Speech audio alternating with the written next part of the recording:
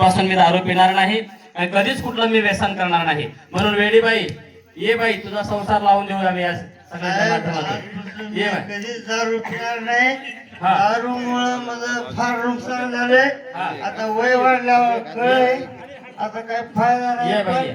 लेकरं बाळा मला मिळतील. बरं. बाळगो मिळेल. येडी झाली येडी. हा.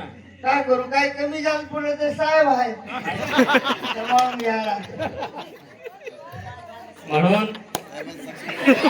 हे जे बघा तरी आहे. हे जे सादरीकरण होतं तर कोणीही व्यसनात जाऊ नये. व्यसनात गेल्यानंतर किती धुळधाळ होते, किती नुकसान होते हे सांगायचं होतं. म्हणून माझ्या तरुण भावांना, पालकांना विनंती आहे की कोणीही आपण व्यसन करू नये.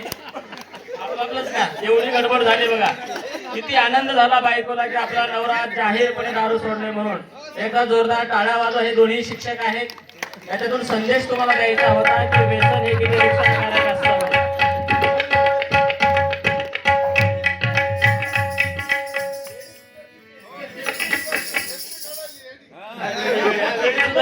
मोठ्या माणसांच्या माध्यमातून ते चूक आपली कबूल केल्यामुळे वेळी सुधारलेली आहे.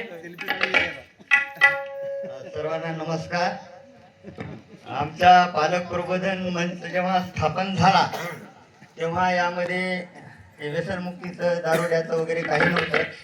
परंतु मान सन्मान अपमान सगळं.